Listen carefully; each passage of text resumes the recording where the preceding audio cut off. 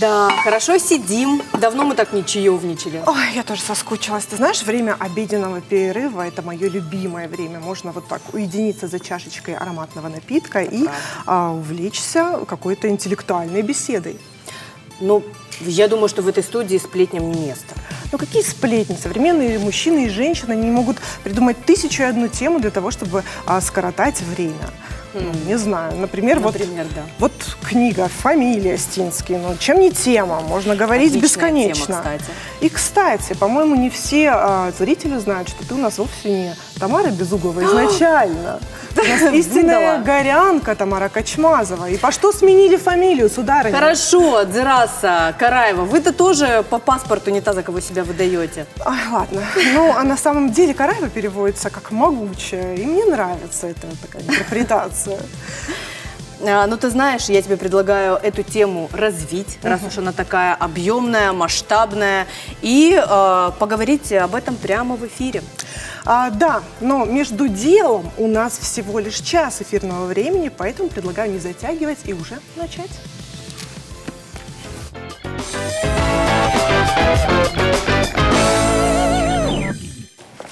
Так. Да, конечно, у всех людей на Земле есть фамилии. Ну, кроме, пожалуй, жителей Исландии. Они носят только отчество. Интересно. Но, например, в России широко распространена шутка про русского человека по фамилии Иванов и по имени Иван. И имеет под собой на некоторые основания. Все-таки Ивановых достаточно много, но не так много, как Смирновых. Осталось только посчитать Сидоровых и Петровых. Так Смирновы пока на первом месте, лидируют. Получается, да. А вот в США очень много, более 2 миллионов американцев носят фамилию Смит. Ну и, конечно, я думаю, что второе место занимают Джонсы. Да, далее Прокторы и Гэмблы. Скажи, пожалуйста, как ты считаешь, вот в Китае какая самая распространенная фамилия, по-твоему? Ну, мне сразу на ум приходит Ли. Ибо Брюс Ли. Но на самом деле, да, и не только в Китае, и по всему миру людей с фамилией Ли около 100 миллионов. Вот ты знала о том, что типичный житель Бразилии носит фамилию Сильва или Сантос. Большинство имен и фамилий имеют португальские корни. Ну, что касается бразильцев, это, конечно, интересно. Они народ достаточно романтичный, но не настолько, насколько романтичны японцы. Они вообще любят свои фамилии, знаешь как, ну, то есть это не просто фамилия, это целая история или описание. Смысл, да, вот ты знаешь, да, например, переводится фамилия Оумори. Что-то, наверное, связанное с морем? Нет, на самом деле таинственный лес. Очень интересно. Кстати, вот такая фамилия, как Накагава, означает река. У индийцев, кстати, тоже что-то обозначает их фамилии, что-то такое героическое. Например, ну не знаю, хан – это король. Ну, известный актер Шакрук Хан, теперь понятно, кем себя считает. Так, интересно. Ну и, наверное, понятное дело, что и мы. Вот, я тоже об этом подумала сейчас. Камшиты. Конечно, интересно, что же означают наши фамилии и какую информацию они содержат. Давай об этом узнаем у настоящего специалиста. Да, мы-то об этом вряд ли знаем столько, сколько он. Конечно. А вот подробнее нам об этом расскажет директор музея астинской литературы имени Коста Хитагурова Асланбек Касаев. Здравствуйте, Здравствуйте, Асланбек. Проходите, присаживайтесь. Ну и сразу у вас такая же книга, вопрос. как и у нас. Она ваша. Приятно. Спасибо. Готовились параллельно. Расскажите нам, пожалуйста, о том, какую информацию таят в себе фамилии в Северной Осетии. Ну, если брать отдельно каждую фамилию, то каждая фамилия под собой таит очень большую информацию. Это касаемо как и происхождения, так и легенд, связанных с той или иной фамилией. И их очень много. Конечно, в сегодняшней передаче обо всем этом просто времени не хватит даже взять любую фамилию, потому что в Осетии нет такой фамилии, которая живет менее 100-150 лет. То есть 150 лет – это самые молодые фамилии, которые образовались Но если в общем брать все фамилии, то у них корни очень издревле. У некоторых, в большинстве случаев, все фамилии произошли от имени мужского. Но тут же Какая-то возникает... дискриминация. Да, тут же возникает вопрос. А если фамилия берет начало от имени, например, Асламбек, то у этого Асламбека как была фамилия? Да. И тут возникает вопрос. Но есть факты, которые известны многим, когда представители одной фамилии, например, провинился в чем-то, в каком-то определенном селе, будь то кровная месть или изгнание за какой-либо проступок, его изгоняли из одного общества в другом обществе. Если там считали нужным, то его принимали, давали ему определенный кусочек земли и ему разрешали там жить. Естественно, он не говорил другому обществу, что он бежал из-за того, что он там в своем обществе или кого-то изнасиловал, или убил, или что-то плохое натворил. Обманным путем он основывался в другом обществе, называл свою фамилию своим именем, и так начиналась новая фамилия. Так, например, я могу привести пример, там не кровная месть была, но тому послужили определенные факты, когда вот сегодня распространенная фамилия, она не такая уж огромная, но там свыше 500 дворов, в общем, это фамилия Канатовых, это мои родственники ближайшие, они родом из Цея, их основная фамилия это Басиевы, то есть А что значит основная фамилия? ну, то есть вот этот Кнат, который... Фамилия Кна, родоначальник. Вот и родоначальника фамилии звали Кна, и вот переехав из Цея, а он был Басиев, вот Басиев, Кна, и вот переехав в Ольгинское, ну, причины тому были, он из своего имени основал фамилию. И это факт, это и они знают, и другие фамилии знают. И таких примеров можно привести много. Просто я сам считаю, что неправильно говорить о чужой фамилии, если ты не являешься его представителем. Потому что мне бы самому не нравилось, если бы кто-то говорил о моей фамилии, не имея рядом представителя моей фамилии. Или должен кто-то согласиться с твоим мнением, или кто-то не должен согласиться. И в данной передаче я не могу о какой-то фамилии конкретно говорить. Давайте я воспользуюсь служебным положением, попрошу сказать что-нибудь о фамилии Караева. Ну, фамилия Караевых, они произошли из селения Дагом. Это, то есть, оттуда же, откуда и моя фамилия, Касаевы, откуда произошли Караевы. Это, кстати, так же, как и Бурдзиевы, Сибетовы и некоторые еще другие остинские фамилии родом из Дагома. Караевы, кстати, они наравне с Бурдзиевыми были крайние, тогда, можно сказать, и почти последний, кто там жил. Но на сегодняшний день там только Бурдзиевы живут. Из тех фамилий, вот настоящих дагомских, это Бурдзиевы, которые там остались. Но Караевы из Дагома, до сих пор башня Караевская там стоит. Из числа Караевых тоже многие представители входили в совет, Народный суд, который просуществовал в Дагоме свыше 500 лет. Кстати, не в хвалу, ну это история, так говорит, не я придумал, но в Дагоме вот народными судами, председательствующими Народного суда долгие годы, долгие века были представители моей фамилии.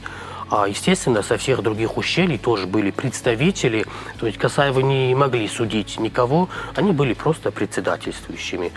И за что им и было разрешено построить пятистенчатую крепость. Только у них была пятистенчатая крепость за смекалку, или как правильно назвать. Когда они пришли на должность председательствующих, то они приняли решение, чтобы в случае, если они вынесут решение смертную казнь какому-нибудь провинившемуся человеку, то смертную казнь раньше должны были воплотить в бытие, ну, кому дадут поручение. То есть должны были скинуть с обрыва. Но Касаевы приняли решение, что если, например, провинился Касаев и ему смертную казнь вынесли решение, то его со скалы должны были скинуть сами Касаевы, чтобы не было дальше никакой кровной мести. Но она была из-за того, что все же, если, например, не дай бог, Касаева скинут кто-то другие, то, несмотря на то, что это было решение суда, все равно какая-то ненависть к тем... Озлобленность появлялась. Озлобленность оставалась. И хотелось отомстить. А тут со своими уже не было такой озлобленности. А несут ли фамилии в Северной Осетии какую-то смысловую нагрузку? Или это только топографическая привязка? Ну, смысловую нагрузку каждая фамилия несет. Каждая фамилия должна осознавать в первую очередь то, что они воспитывают будущих интеллигентов Осетии. Ну, фамилия как таковой, для меня фамилия ни о чем не говорит. Это просто, как говорится, опознавательный знак. Ну вот если Ну, мы... то есть перевода никакого нет, да? Если мы берем Нет, русскую ну, фамилию Кузнецов, понятное дело, что она произошла от какого-то далекого предка, который Ремесла, занимался да. кузнецким делом, да. Вот у нас есть что-то такое? Нет, вот да? здесь вот в осетинских фамилиях таких нету, что вот кто-то, например, занимался Или внешние земледелием. признаки, знаете, тоже любят фамилии описывать. Нет, таких среди осетинских фамилий таких нету, потому что, я же говорю, в большинстве случаев, 99%, это от имени собственного мужского имени они происходили. То есть, например, ну, как вы говорите, от кузнецов произошли, так, да, в Осетине тоже были кузнецы, но у них уже были свои фамилии. Кстати, ты знаешь, что обозначает фамилия Гагарин? Что? Ну, это человек, который... То есть, понятное дело, что фамилия Гагарина, она случилась задолго до Юрия Гагарина и его полета в космос, но это человек, который громко хохочет. То есть вот глагол, да, гагарить. Гагарка, птица-гагарка. Вот, Наверное, есть получается- какая-то взаимосвязь. Получается, что очень забавные бывают, конечно, истории. У нас все более сурово с фамилиями, как я понимаю. А вы... А вот по поводу... да, Зера? Говорите. По поводу префиксов мне интересно. Вот в Ирландии, например, есть префикс «о», который означает «потомок», например, «О'Хара».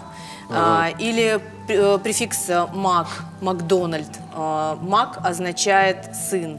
У нас что-то подобное есть в Северной Осетии или нет? Нет, вы имеете в виду принадлежность к какому-нибудь... Нет, такого тоже нету. Есть сын Форд, дочь Чежик.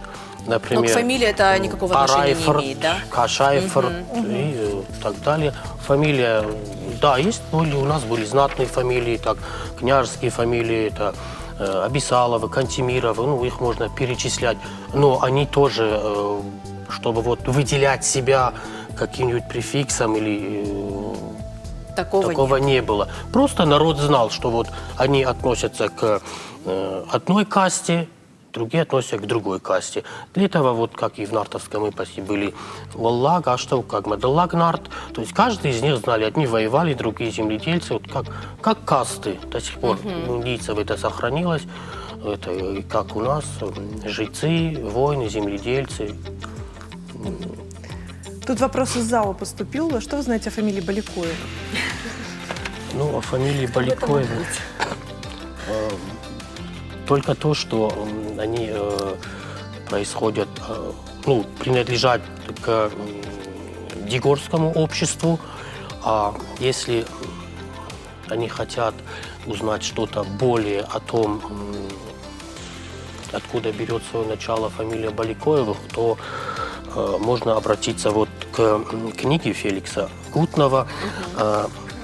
Вот по отношению к данной книге я не могу сказать, что эта книга может быть основополагающей, но в основу можно взять эту книгу, а там уже доработать и поспрашивать у фамилии, потому что как бы автор книги сильно не хотел что-то интересное о фамилии другой рассказать, все же так, как это знают сами представители фамилии, никто ничего не скажет.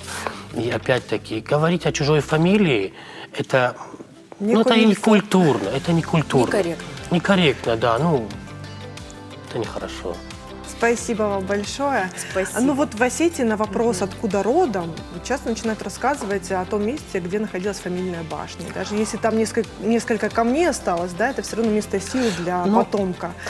И мы, кстати, подготовили на эту тему сюжет и предлагаем посмотреть. А вам большое спасибо за беседу. Спасибо Вам большое. спасибо.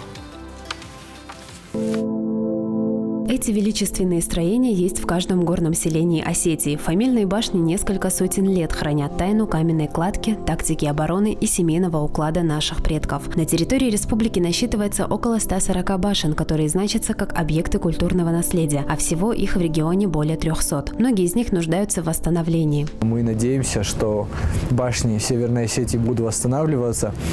И главное, они будут восстанавливаться качественно, потому что мы видим, к сожалению, что есть примеры в Осетии, когда башни восстанавливаются некачественно, и этим самым убиваются памятники истории, памятники культуры. Заурбек Цалагов – автор проекта «Родовые башни». К восстановлению фамильного комплекса подошел серьезно. Этапы стройки обсуждали всей фамилии Цалаговых, консультировались с историками, этнографами и инженерами. Когда-то селение Унал начинало строиться именно с этой башни. Предки возводили вдоль ущелья Ганахи жилые постройки, их Цалаговы тоже успели восстановить. При том, что у нас внутри фамилий большое количество экспертов, нам казалось, что это идеальная картинка, что башня должна выглядеть именно вот так. Но когда мы проходим некоторое количество историков, мы понимаем, что здесь окна, допустим, нужно подвинуть ближе, левее, центровать дверь. И вот деталь за деталью каждый образ становится идентичны тому, как они были в те давние годы. Строительные работы в Унале идут с 2009 года. Высота башни 20 метров, 6 этажей, бойницы и настоящая средневековая аланская кладка. Вокруг башни растет целый этноисторический образовательный комплекс. Сегодня это место силы, как говорит Заурбек. Здесь часто собирается молодежь и туристы. Для них проводят мастер-классы и показывают, как жили наши предки. Это вырезалось все вручную. Гости у нас туристы иногда были или путешественники, которые тоже им нравилось. Они где-то свою руку приложили к этому, и теперь смогут и внукам, и детям, с которыми они когда-нибудь вернутся в Осетию, сказать, что вот ваш отец, там ваша мать и дед когда-то участвовал в этом. В древности, чтобы начать строить башню, необходимо было получить согласие Совета старейшин. Сегодня тоже нужно получить разрешение. Для реставрации башни представителям фамилии нужно обратиться в Комитет по охране и использованию объектов культурного наследия. Здесь расскажут о главных этапах подготовки. Такие башни могут передаваться юридическому лицу. Поэтому фамилии должны прежде всего зарегистрировать себя как общественное объединение в управлении юстиции. Ну и дальше вот этот алгоритм действий, все, что нужно сделать для этого, мы предоставляем им такую возможность. Когда фамилия, которая хочет улучшить состояние памятника, соберет необходимые документы, башня перейдет им в безвозмездное пользование. Но надо помнить, что проект должен соответствовать первозданному облику постройки, чтобы рассказать следующему поколению достоверную историю. Зарина Бабачева, Александр Левченко, Суслан Кумаев, телекомпания «Осетия».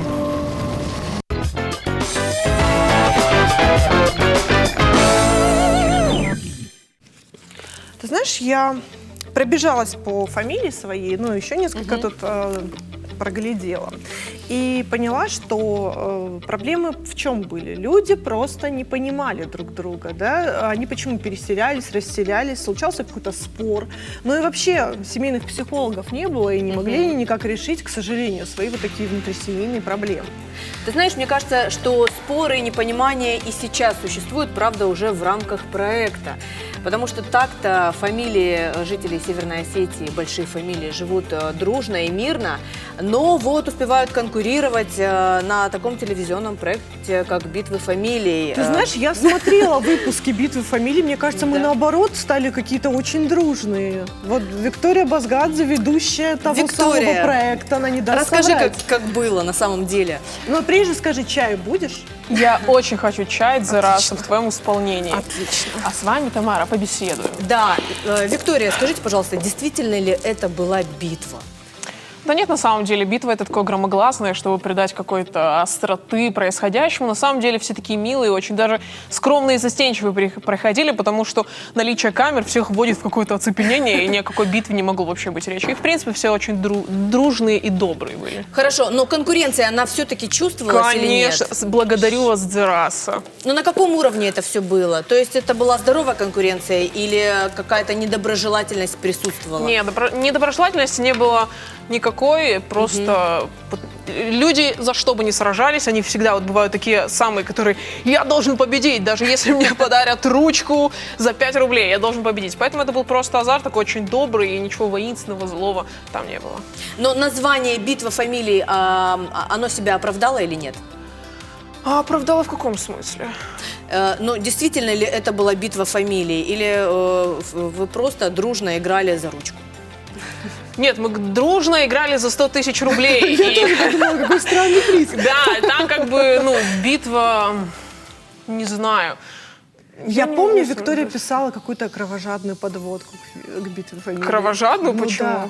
Ну вот Вот, хотелось... чтобы добавить остроты. происходящего. Нет, Да. остроты мы, наоборот, хотели сгладить, потому что у нас же очень своеобразная публика, которая все может воспринять в штыки. И мне даже говорили: Вика, обязательно скажи, что мы не разводим межнациональные, национальные, какие-либо другие конфликты. Мы просто играемся. И мне ставили такую задачу передо мной. И ничего разводить, никакие кровожадные подводки писать мне не нужно было, поэтому все было очень мило. Нет, вот именно, что было все очень мило, и не хватало хоть какой-то остроты, ты писал кровожадные подводки. Я не помню. Дзерасы, возможно, в один из тех долгих вечеров, которые мы проводили вместе в кабинете, я и писала кровожадную подводку, но я не могу ее вспомнить. Так, давай немного отвлечемся. Это от- просто снизошло вдохновение на человека. Отвлечемся от битвы фамилий, давай про твою фамилию поговорим, потому что ты, такой нехарактерный представитель фамилии Базгадзе, даже внешне. Не характерные, ты их много, видимо, видела.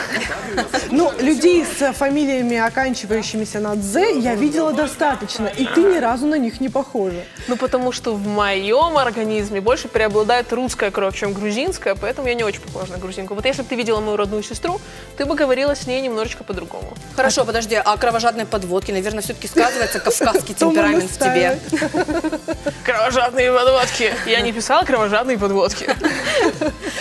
Хорошо, но темперамент в тебе есть? Конечно, есть темперамент. Я выросла и живу во Владикавказе. Когда я приезжаю в ту же самую Москву, ты смотришь на этих мальчиков и девочек, которые выросли в какой-нибудь Самарской области, и такие ни о чем вообще люди. Я считаю, что, в принципе, даже люди с русскими фамилиями здесь, они с какой-то определенной с другим мировоззрением. И, конечно же, какая-то перчинка кавказская она есть. Да. А ты чувствуешь в себе вот этот именно темперамент с «дзе»? Да? Дзе? Да. Нет, я когда первый раз поехала в Грузию, я думала, сейчас я приеду, зов крови, меня там прильнет к асфальту, я буду его целовать. Ничего ни разу не дрогнуло в моем сердце, поэтому... Ну, я чувствую темперамент, потому что я живу в Кавказской республике. Потому что, наверное, по сути, как гражданин мира. Есть такое в тебе? Можно, конечно. и Смотри, так, Вика, в советское время была графа «национальность». Вот если бы сейчас... Это было забавно. А она сейчас и есть. Я когда поступала в университет, мне написали национальность, меня спросили, какая у вас национальность? Я такая, Базгадзе, грузин. Грузин. Но мне сложно отвечать Это обо мне? Хорошо, Но мне смотри, сложно. Если бы тебе пришлось сейчас заполнять эту графу, да, вот Да. никто бы над тобой над душой не стоял. Ты бы какую там поставила все-таки национальность? Ты в Мне- душе кто? Ну, мне сложно, понимаешь? Я, преобладает та русская кровь, но я не могу сказать, что я себя чувствую русской. Ну, вообще не Аленушка ни разу, посмотри на меня. Может быть, дело в Такая прическе? интернациональная внешность. Ну да, то есть я не могу сказать, что я грузинка, потому что я там, сразу, а там по-грузински говоришь, родственники в Тбилиси есть. Ну, наверное, есть, я о них не знаю. Да. Виктория, меня осенило. Мы же сегодня говорим про фамилии. Ага. А раз уж ты ни разу не Базгадзе, по сути своей, то какая фамилия тебе бы подошла? Вот Виктория... Не-не-не, Базгадзе мне очень подходит. Просто мне сложно назвать себя грузинкой или русской. Я что-то среднее. Хорошо, ну ладно, если не Базгадзе, то кто? Вот, Я к не примеру. хочу. А я даже менять фамилию не буду, когда замуж. Какая она упертая. Она молодец. Давай вернемся к проекту. Давайте. Вот было тебе над ним работать интересно или больше сложно, или ты Тяжело. устала?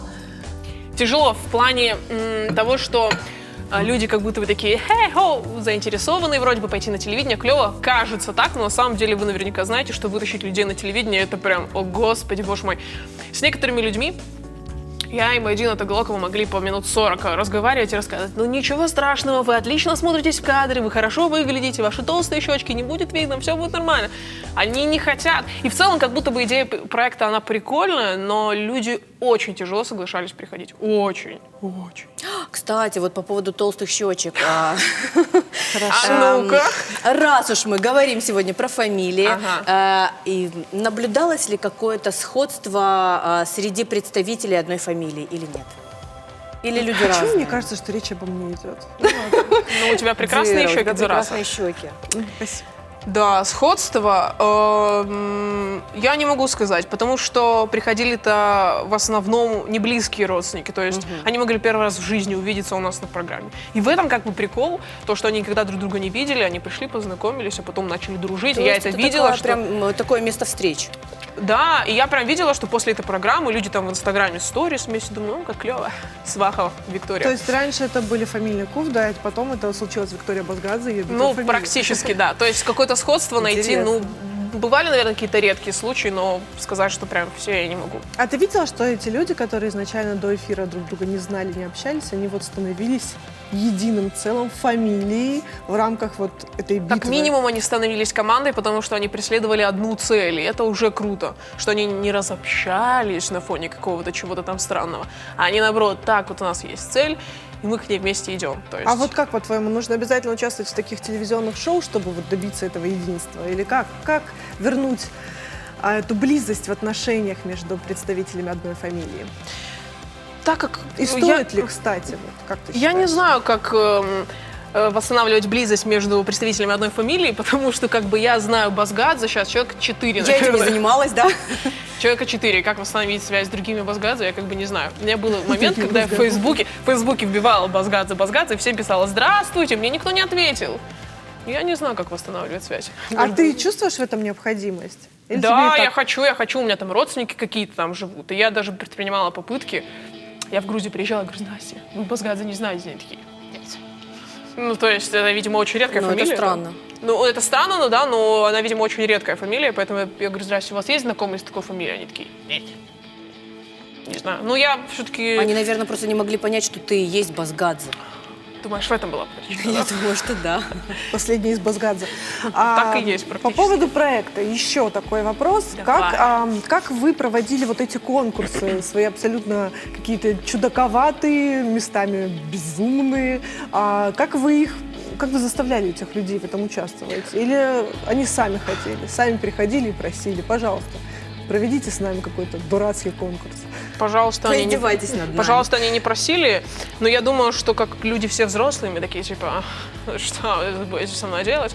Они, наверное, относились к этому так, что, ну, типа, как-то так. Но в целом все проходило Скептически, очень... да? Да, скептически, но в целом все проходило очень мило, дружно, все ржали, а потом даже кто-то рассказывал, что как-то за город выехали с кем-то, и один из конкурсов там у себя провели, поэтому это миленько. А вот самый странный конкурс, ты помнишь? Самый странный, самый смешной, я помню, когда мы надевали наушники на одного участника команды, ну, грубо говоря, на Тому.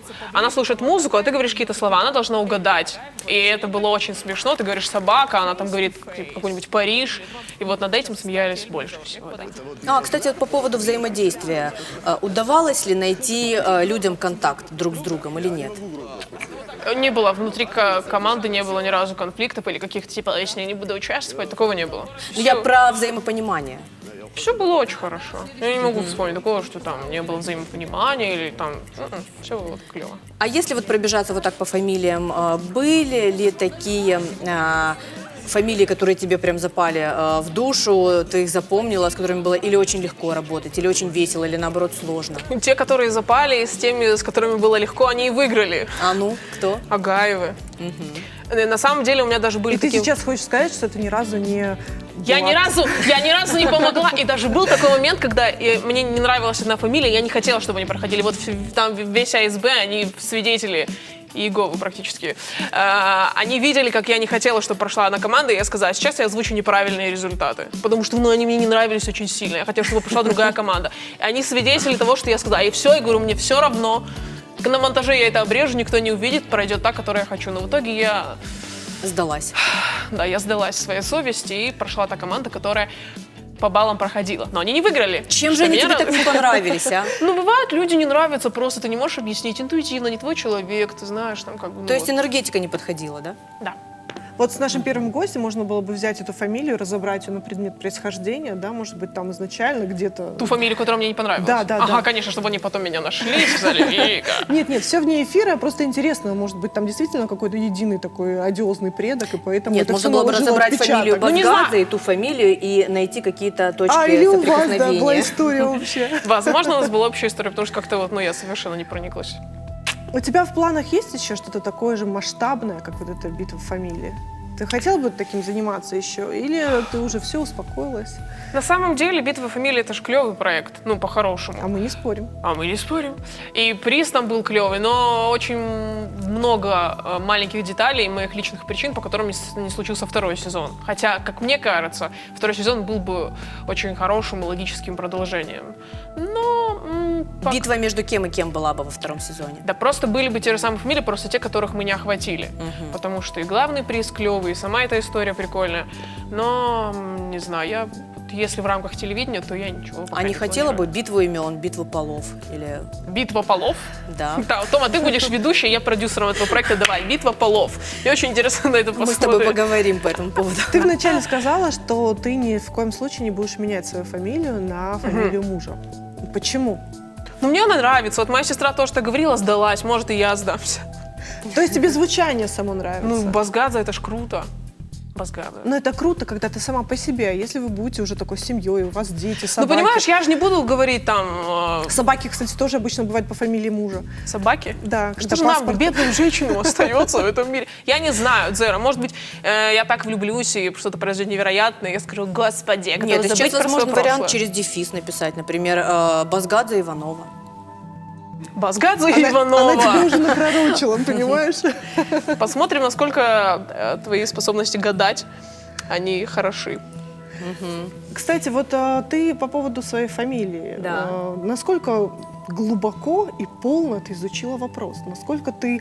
Я, кстати, сейчас не о Безугловых, чтобы ты понимала, да? А о Кочмазовых. Насколько хорошо ты знаешь, кто вы, откуда вы? К чему вы ведете, Дзераса? Ну, я к тому, что мы вот перед эфиром тоже готовились, озадачились, Да. тоже все эту книжку листали.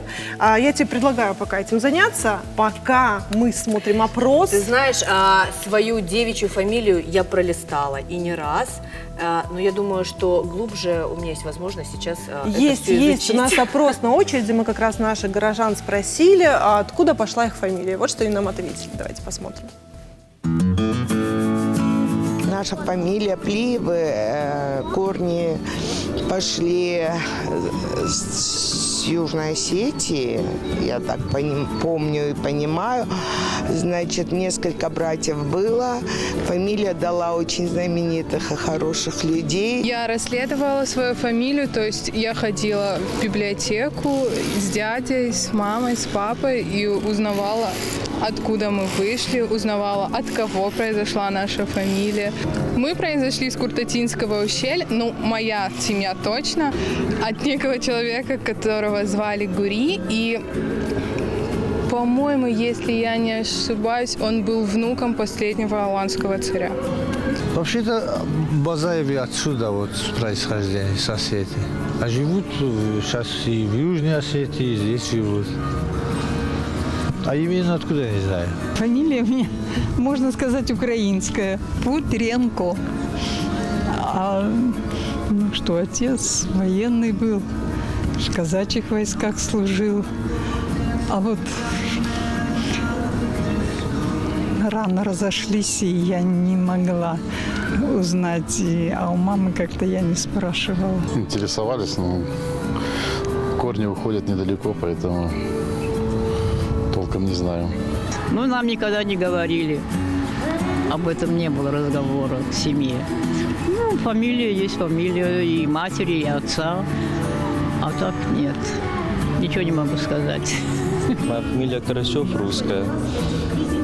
Ну, в древности еще, наверное, при Александре Первом занимались рыболовством. Но оттуда и пошла фамилия. Шкурой занимались, там, кожу обрабатывали. Кожа, рыболовство, все. Допустим, было 5 братьев, и они дали имена. А последующим каждый, допустим, брат, от него пошла фамилия. Вот, например, у нас Баскаевы из Кшурта произошли, Алагирское ущелье. Вот. Потом распространились часть в Лаба, Карачаево, Черкесии. Вот мой отец оттуда. Часть в Ордоне, в Алагире. У меня фамилия Фадзаева, я знаю то, что происхождение у нас идет из селения Коби. У нас наш Арват-Талта, это Загоевы, а другую фамилию плохо запоминаю. А так мы после кровной мести, насколько я помню, переселились в Махческ. И оттуда уже переселились в вольно-магометановское поселение, то есть Чекала. Виктория, ты хотела извиниться перед жителями Самары? Перед жителями Самары я хотела извиниться за то, что я сказала, что они ни о чем. Это просто мой мозг ни о чем иногда бывает, и я не хотела никого обидеть. Хорошо, принято. От лица жителей Самары. Смотри, ты поддерживаешь отношения с участниками какими-то? Вы дружите? Да, я поддерживаю. С очень небольшим количеством, с кем-то мы подписались друг на друга, чисто на сторис отвечаем, там, ла-ха-ха, ла-ла-ла, там, у тебя снег, у меня нет. Один человек, я помню, очень была прикольная история. Я писала в Инстаграме фамилии Макиевых. И никто, я, наверное, 40 Макиевым написала, никто из них мне не ответил. Ответил один, и он один взял и пришел. Тут незнакомая девочка пишет ему с Инстаграм-аккаунта: да придите на телевидение. Он пришел, и мы даже несколько совместных проектов, каких-то там коммерческих замутили. Это было прикольно. А не был ли он странненьким? Он не странненький. Он один пришел. Он пришел один, но он довольно-таки хороший, приятный парень. Премиум подарки в Инстаграме. Подписываемся. То есть ты предлагаешь, теперь людей так определять по шкале странности от паренька до Базгадзе? Мне просто интересно, может быть, у них был какой-то фамильный сговор, и они все не пришли, а он один отчепенец. С Макиевыми вообще это было очень странно. Там вся команда была наши сотрудники, наши. А может быть, они просто знали, на что они подписываются, и не подписали, знаешь, как я эти конкурсы непонятные. Кстати, о конкурсах. Давай, у тебя есть возможность, если вдруг у тебя какие-то были с нами счеты, сейчас их свести, отомстить. Я этим конкурсом счеты не сведу, Дзера, при всем желании, потом еще увидимся. Давай, проделай с нами. Виктория, не веди, тебя провоцируют. На самом деле, ты хотела меня подставить, но я почитала ваши вопросы перед эфиром, поэтому сейчас будет супер. У нас нет никакого сценария, у нас нет никакого сценария. Она сейчас устроит битву фамилий между нами. Что нужно делать? Караевы и Гучмазовы, или как ты там была? Короче, тебе... Я была Безуглова. А ты была Безуглова, а ты была Плиева, да? Значит, так порешим. Лечь, что делать? Лечь? Давай, Дзера, мне кажется, все хотят на это посмотреть. Нет, тебе нужно очень просто, у нас немного времени, да? Нужно тебе закрытыми глазами Томми галстук завязать. А можно дома мне будет завязывать? Не-не-не, ты завязываешь Томми галстук. Да я завяжу. Нет. Я просто хорошо это делаю. Надо, чтобы это Дзера сделала. Дзера хотела меня поставить. Муж, она этим занимается. А у тебя муж. Поэтому... Поэтому звоните, присаживайся вот сюда, пожалуйста. Пионерский? Пионерский нет, нужно завязать красивый галстук, Дзера. Пожалуйста, на. Все, закрывай глаза. Я присаживаюсь вот сюда. Подожди, может быть, она сначала перекинет через голову? Не-не-не, все сначала с закрытыми глазами вот это. Пусть портит прическу, Тома, ничего страшного, ты красивая без прически. Нащупать сначала. Нащупай и не подсматривай. Я здесь. Ты здесь? Во-первых, что у меня вообще в руках? Где это? Мне очень интересно это посмотреть. Я, во-первых, не понимаю, это петля, да? Ну да, это петля, да. С петлей я еще галстук. И все это должно причем происходить под твои ехидные комментарии, наверное. Да, Вика? Ты знаешь, мне кажется... А если я вот так сделаю? Это не считается галстуком. Подожди, мы до этого еще не дошли. Мы до этого еще не дошли, сказала Тома дочери. Так, Тома, давай попробуем вот иначе это сделать все-таки. Где ты там? Зара, ты делала это когда-нибудь в жизни? Да. Просто интересно, да? Один раз? У нас микрофоны вообще там. И Виктория... Так, еще раз перекручивай. Да, еще раз перекручивай. Да? Как-то так это делалось. Давай. И вот как-то так. Просовывай. И вот как-то здесь, туда, все правильно? Ну, кстати, одно меня радует, то, что галстук тоже в горох. О, боже. Как и мой блейзер. Я подбирала. Так, все? Нет? Пойдет? Ну, если галстук, Итак, меня в этом дефилировать теперь. Made by Зараса. Ну, а что не так? Посмотри. Нет, мне кажется, вполне. Давай, затягивай. У тебя как-то больше опыта в этом. красиво затяни, чтобы... Вот, Виктория, видишь, с закрытыми глазами. Так она тебе сказала, вот это вот туда, вот это вот сюда. Неправда, Тамара.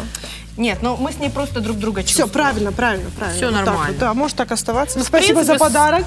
В принципе, с учетом Спасибо за подарок. С учетом ее Оставь, стиля, тебе вот идет, именно тебе идет. такое подойдет. Буду Ну, ждать рекламу. А реклама, она вот уже. Виктория, спасибо тебе большое за то, что ты к нам пришла, надеюсь, не последний раз. И если у тебя какой-то масштабный проект, то не стесняйся, зови, ты видишь, как мы справляемся с твоим Мы тебя заданием. Будете первый Мы гость, всегда да. тебя ждем. Битва полов, я Только без помню. галстуков, пожалуйста. Реклама на канале.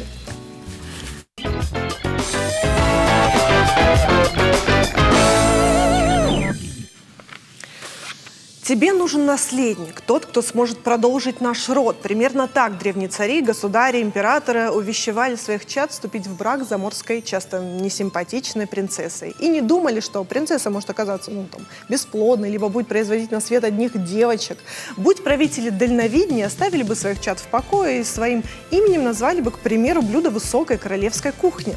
И сегодня мы будем готовить именно такое блюдо с нашим шеф-поваром ресторана Эльбрусом Албеговым. Эльбрус, здравствуйте. Здравствуйте, Эльбрус. Давно не виделись с Да, вами. да. Я Итак, очень рад, что снова у вас. в А мы гостях. как рады. Нам тоже очень приятно вас И видеть. вся съемочная группа в предвкушении. Что мы сегодня будем готовить? Ну, сегодня у нас торт Павлова, его так называют. Очень простой десерт на самом деле.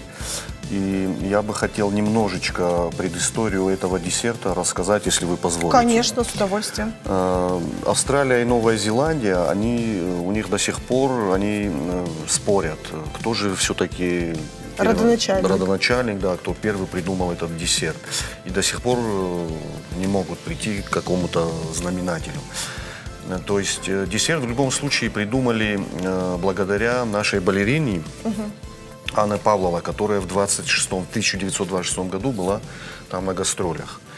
И шеф-повар в Новой Зеландии, она по Новой Зеландии, Австралии вот так вот ездила с гастролями. И вот в Новой Зеландии, когда она остановилась, шеф-повар ее увидел и придумал десерт и назвал в честь Такой ее. легкий, воздушный, как сама балерина. Вот, в принципе, уже в Австралии другой шеф-повар, это было чуть позже, он тоже уже придумал, и он сказал, это десерт такой же воздушный, как она сама, Анна Павлова. То есть оттуда и пошел вот этот десерт. Так, Потрясающе. Давайте приступать. Поэтому здесь у нас есть безе. Значит, что для нашего десерта понадобится? Это белки, Да. из которых мы будем делать безе, ну, по-другому еще называют его меренга. Да. Делается очень просто. Белки отделяются от желтков и взбиваются. Взбиваются с сахаром. С сахаром, да. Но я больше люблю сахарную пудру. Почему? Потому что она нежная, и вот этих комочков частиц не остается. Обязательно я добавляю лимонный сок. Для того, чтобы аромат. Он был такой вот жемчужно-белый. Цвет. Такой приятный, да, приятный цвет. И немножечко уксуса можно добавить, чтобы он хорошо взбился тоже. Насколько немножко? Ну, воздушный он будет. Будет воздушный, да. Пол чайной ложки, наверное, да? Вот, допустим, на 4 яйца можно добавить 2 столовые ложки лимонного сока. И 1 столовую ложку уксуса. Ну, уксус... Кто хочет, кто не хочет. В принципе, по желанию. И взбиваем. И взбиваем, да. А затем при температуре 100 градусов мы запекаем в духовке в течение часа. Форма произвольная. Неважно, да. То есть, я же говорю, существует около 700 рецептов десерта Павлова. Да. То есть есть даже специальная книга, где эти десерты написал ее тоже один профессор новозеландский. Я не помню, правда, как его зовут, но вот у него, я же говорю, сборник целый. Так, запекли безе. Запекли, да. И придаем вот такую форму. То есть, я же говорю, можно как индивидуальные десерты, так и можно делать тортики. Вот. Затем достаем, он чуть остывает, и мы взбиваем сливки. То есть можно заварной крем, можно сливки взбить, можно даже, вот если кто-то ленится для хозяек, да, мы берем вот такие вот сливки взбитые, они продаются. А замешиваем с чем? Ни с чем не замешиваем. То есть в чистом виде, да, сливки? Да, в чистом виде, вот они вот такие тоже. Или берем просто сливки 33%, обязательно, чтобы они были холодные. И взбиваем. То есть у нас получается взбитые сливки. Ну, продаются специально для взбивания, да, сливки? Да, продаются. Так, и теперь? Затем, когда это все готово, мы берем сливки наши, да? Вот. Это первый слой у нас? Да, это будет у нас первый Мне слой. Мы берем вот так вот безе, ложим, чтобы она не ходила, гуляла, да? не гуляла, да. Второй слой. Также мы берем и вот так вот по кругу. Промазываем. Да. Промазываем, да. То есть он впитывает. Вот. Затем идет у нас второй слой. Лепим балерину. Да, балерину. Так, можно вот эти вот. Хотите, да, вы попробуйте. Давайте. Можно такие, я же говорю. Но это одно и то же, да? У нас Это по одно и то консистенции, же, по да. вкусу. Это сливки, я же говорю, У это нас все как раз вот сливки. С сахаром мы их не замешиваем. Нет, сахар там уже есть, как Да. бы. Так. Вот. Дальше у нас идут ягоды. Ягоды, фрукты, все, что ваша душа пожелает. Вот. Мы можем также непроизвольно, хаотично выкладываем вот Давайте так. вы. Вот так. Можем вот так. То же самое с клубничкой у нас. Вот. Каждый из этих ингредиентов можно употреблять и так, отдельно от Да, десерта отдельно, да. То есть Павловой. очень полезно, очень полезно. Вот, теперь вот я покажу, как можно вот этим воспользоваться. Мы берем также, так по кругу. Эльбрус, но пока вы занимаетесь дизайном нашего десерта, хотелось бы у вас спросить, насколько вы чувствуете вот эту прочную связь со своей фамилией или ее нет? Есть, как нет. У нас вообще наша фамилия, она произошла, было 3 брата. Битар, Ика и Албек. И вот от этих имен произошли фамилии Икаевы, Битаровы. 3 ветви. Да, 3 ветви. И Албеговы. То есть мы, ну как у нас в Осетии принято назвать, Рвадалта. Ну, Рвадалта, то есть переводится как родные. Икаевы, Битаровы и Албеговы. И наша фамилия, я же говорю, ну, уже потом, со временем, когда была революция, наши деды и прадеды, они эмигрировали в Турцию и уже там приняли ислам. И сейчас, когда, допустим, на астинском называешь фамилию, она на 2 части, как бы Албегата и Албекта. То есть Албекта – это мусульмане. А вот албегата – это те, которые остались как бы, ну, язычниками, так скажем. Прежней, да, вероисповедания? Да, с прежней на самом деле.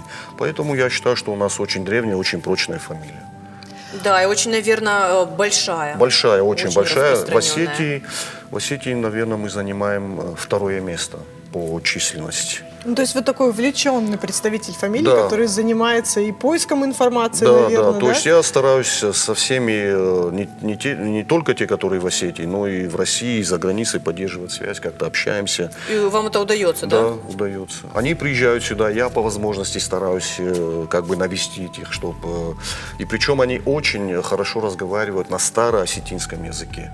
Порой я иногда не понимаю слова и переспрашиваю их. И они говорят, ты знаешь, это слово у нас даже многие наши старшие забыли. Да. Вот они как бы... А верите вы в то, что существует же такое поверье, что чем старше человек становится, тем он становится ближе к своим истокам? Вот с вами это происходит или нет? Да, происходит.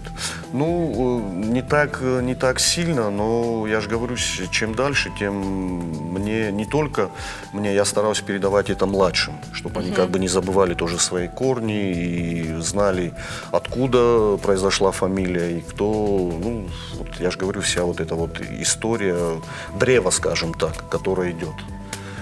А как бы выглядело блюдо с названием Албеговы? Ой, там...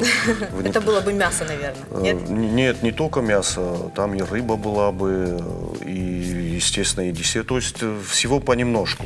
И Ну вот причем... если бы вам нужно было создать какое-то свое авторское блюдо, да, вот по аналогии с десертом Павловой, именное, да, фамильное, вы бы что выбрали и как бы вы это примерно приготовили? У вас были такие какие-то наметки, задумки? Ну, наверное, это, да, скорее всего, это было бы мясо. Почему? Потому что мы в любом случае, наши предки, по-моему, кроме мяса в их рационе, по-моему, ничего, ну, сыр, это понятно, сыр, мясо, и все вроде бы. Самый такой говорящий ингредиент. Да, и мясо бы я бы взял, наверное, баранину и приготовил ее, не просто приготовил, а запек, наверное, часа 3-4 я бы ее томил, чтобы и добавил туда, волшебные коренья. Да, вот, кстати, коренья, всякие приправы, та же душица, дечень, как она называется у нас, принято ее называть. Может быть, еще взял что-нибудь итальянское, французское добавил бы, то есть, чтобы вкус усилился. А так, вот я же говорю, да, скорее всего, из мяса. Можно было добавить еще немножко десерта, то есть краски, чтобы был какой-то колор. Потому что в любом случае я считаю, что у каждого фамилия, она красивая, красочная, и надо добавить какие-то цвета, чтобы приукрасить ее. Эльбрус, а помимо вас, в вашей фамилии есть еще представители, которые увлекаются кулинарией? Нет, до сих пор мои близкие, родственники, папа с мамой, они удивляются, как я стал поваром, как я к этому пришел. Я тоже, наверное, если бы лет 25 назад мне сказали, что я буду поваром, я бы никогда в жизни в это не поверил. А вы бы хотели же, чтобы ваши дети, они унаследовали вашу страсть к приготовлению? Дочь, она периодически, когда я бываю в выходной, она мне, то есть я стараюсь как бы отдохнуть, потому что на работе бывает очень много работы, что я пытаюсь как бы немножко отдохнуть, но дочь не дает мне на это время. И вот периодически она мне говорит, давай вот это вот... Встает на замену, буквально, да, в субботу мы приготовили шоколадный мусс. То есть вот она захотела что-то с шоколадом, и вот приготовили шоколадный мусс. Успешно? Ушел на ура. Я к чему веду? Я хотела бы, наверное, если бы у меня была такая возможность, открыть какое-то фамильное дело. Мне почему-то кажется, что это всегда залог какой-то, гарантия, знаете, качества, стабильности. Согласен, и выгода, опять же, финансовая, никуда не уходит. Я возьму на заметку и вот эту идею. Смотрите, Ротшильды, Рокфеллеры, Хилтоны, у них, конечно, другая специализация, но, тем не менее, масштабы несколько другие. У них недвижимость, у них больше по недвижимости. Банки. Но на самом деле главное положить начало. Начало, да. Да, и вот, кстати, наш следующий сюжет про фамильное дело. Давайте посмотрим. Для Оланы Айларовой изобразительное искусство не просто профессия, а призвание. Услышав историю ее творческого пути, понимаешь, что искусство само выбрало Олану. Детство художницы больше похоже на урок живописи, учителем которого был отец. Он мне всегда показывал что-нибудь красивое, что-нибудь интересное в природе. Посмотри, какие там тени играют. Посмотри, как волны переливаются на свету. Посмотри, какие камушки у тебя под ногами, какие-то коряги, как красивые. То есть он мое внимание обращал на красоту. У нее был еще и другой очень такой более сильный интерес. Это изучение насекомых, там мелких. Вообще у нее глаз как микроскоп. Таймураз Айларов – народный художник Северной Осетии. В своих работах признается в любви к родине. Он родился и вырос в горном селении Кадисар, чаще писал с натуры. Сегодня Айларов уже редко выезжает на природу, но продолжает писать пейзажи. Кисть в руках мастера будто сама знает, как во всей красе и величии изобразить горы и бурные реки. Несмотря на то, что дочь тоже стала художником, ее творчество все же отличается от папиного. И мне хотелось во что-то углубиться.